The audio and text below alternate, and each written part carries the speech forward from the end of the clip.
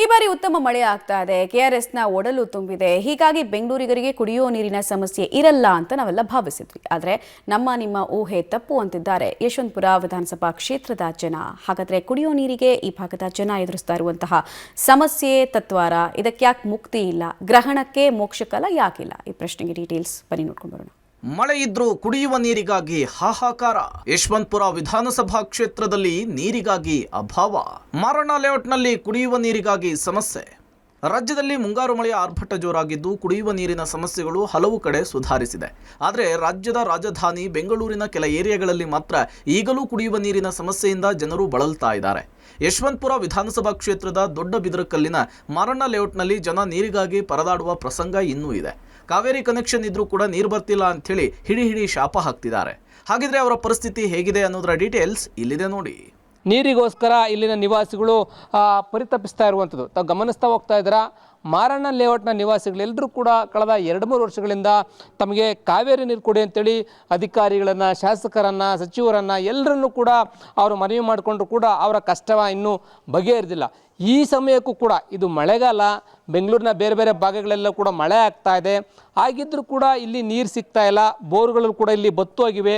Kaveri connection ಕೊಟ್ಟಿದ್ರು ಕೂಡ ನೀರು ಬರ್ತಾ ಇಲ್ಲ. ಆ ರೀತಿಯಾದಂಥ ಸಮಸ್ಯೆಗಳನ್ನು ಇಲ್ಲಿನ ನಿವಾಸಿಗಳು ಅನುಭವಿಸ್ತಾ ಇರುವಂಥದ್ದು. ಅವ್ರನ್ನ ಮಾತನಾಡಿಸುವಂಥ ಕೆಲಸವನ್ನು ಮಾಡ್ತೀನಿ. ಮೇಡಮ್ ನಮಸ್ತೆ. ಎಷ್ಟು ದಿನಗಳಿಂದ ಸಮಸ್ಯೆ ಇದೆ, ಏನು ಮೇಡಮ್? ಸರ್, ಆಲ್ರೆಡಿ 2 ವರ್ಷದಿಂದ ಇಲ್ಲಿ ಸಮಸ್ಯೆ ಇದೆ ನೀರಿಗಾಗಿ. ಪ್ರತಿ ವಾರನೂ ಟ್ಯಾಂಕರ್ ಓಡಿಸ್ಕೊಬೇಕು. ಅದು 800 ರೂಪಾಯಿ ಹೇಳ್ತಾರೆ ಒಂದು ಟ್ಯಾಂಕರು.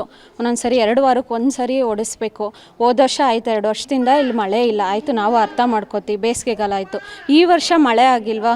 ಈ ವರ್ಷ KRS ಡ್ಯಾಮ್ ತುಂಬ್ಕೊಂಡು ಹೋಗ್ತಾ ಇದೆ. ಓಕೆ, ಬೋರ್ಗಳು ಆಯಿತು, ಪ್ರಾಬ್ಲಮ್ ಆಗಿದೆ, ಅಲ್ಲಿ ನೀರು ಬರ್ತಾ ಇಲ್ಲ. ಅದರಲ್ಲಿ ಅವ್ರು ಎಷ್ಟೇ ರಿಪೇರಿ ಮಾಡಿದ್ರೂ ವೇಸ್ಟು, ಅದು ಬರ್ತಾ ಇಲ್ಲ ನೀರು. ಹೋಗ್ಲಿ, ಬೇರೆದೇನಾದರೂ ಅದಕ್ಕೆ ಆಲ್ಟರ್ನೇಟಿವ್ ಆಗಿ ಏನಾದರೂ ಕಾವೇರಿ ನೀರ್ದು ಕನೆಕ್ಷನ್ ಕೊಡೋದು ಏನಾದರೂ ಮಾಡ್ಬೋದಲ್ವಾ ಸರ್? ನೀರಿಗೆ ನಮಗೆ ತುಂಬ ಕಷ್ಟ ಆಗ್ತಾ ಇದೆ. ಮತ್ತು ಎಲ್ಲರೂ ಒಂದೇ ಥರ ಇರಲ್ಲ. ದುಡ್ಡು ಇರೋರು ಇರ್ತಾರೆ, ಇಲ್ದೋರು ಎಲ್ಲರೂ 800,000 ಕೊಟ್ಟು ಹೊಡ್ಸ್ಕೊಳಕ್ಕಾಗಲ್ಲ.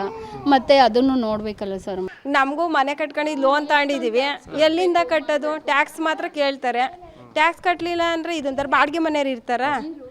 ಇನ್ನು ಈ ಲೇಔಟ್ನ ಸುತ್ತಮುತ್ತಲಿನ ರಸ್ತೆಗಳು ಸಂಪೂರ್ಣ ಹದಗೆಟ್ಟಿದ್ದು ಡಾಂಬರನ್ನ ಕಾಣದೆ ತುಂಬಾ ವರ್ಷಗಳೇ ಕಳೆದು ಹೋಗಿದೆ.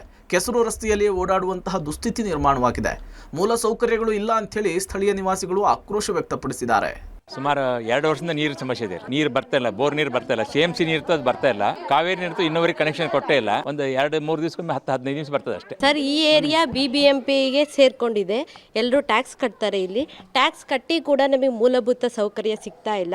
ನೀಟಾಗಿರ್ಬೇಕು ರೋಡ್ ಎಲ್ಲ. ಮಕ್ಕಳು ಮರಿ ಕಟ್ಕೊಂಡು ನಾವು ನೀರಿಲ್ಲ, ಮತ್ತೆ ಸೊಳ್ಳೆಗಳು ಕಾಟ ಎಲ್ಲ ತುಂಬಾ ಆಗಿದೆ. ಮೂಲ ಸೌಕರ್ಯಗಳಾದಂಥ ಡ್ರೈನೇಜ್ ನೋಡಿ, ಆಲ್ರೆಡಿ ಮಕ್ಕಳುಗಳಿಲ್ಲ. ಆಲ್ರೆಡಿ ಒಂದು ವಾರ ಆಗದೆ ಸ್ಕೂಲ್ ರಜೆ ಆಗಿ ಡೆಂಗಿ ಜ್ವರ ಬಂದು ರೋಡ್ ಆಗಿಲ್ಲ, ಟಾರ್ ಆಗಿಲ್ಲ, ಮತ್ತು ಏನು ಮೂಲಭೂತ ಸೌಕರ್ಯ ಒಂದೇ ಒಂದು ಕೆಲಸ ಕೂಡ ಆಗಿಲ್ಲ.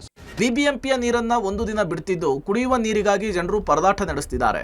ಇತ್ತ ಟ್ಯಾಂಕರ್ಗೆ 1200 ರೂಪಾಯಿ ಹಣ ಕೊಟ್ಟು ನೀರನ್ನ ಖರೀದಿ ಮಾಡುವಂತಹ ಸ್ಥಿತಿ ಇಲ್ಲಿನ ಜನರದ್ದಾಗಿದೆ. ಕೂಡಲೇ ನೀರಿನ ಸಮಸ್ಯೆಯನ್ನು ಬಗೆಹರಿಸುವಂತೆ ಆಗ್ರಹಿಸ್ತಾ ಇದ್ದು ಸಮಸ್ಯೆಗೆ ಪರಿಹಾರ ಸಿಗುತ್ತಾ ಅನ್ನೋದನ್ನ ಕಾದು ನೋಡಬೇಕಿದೆ. Lokesh Kodagadala, public TV, Bengaluru.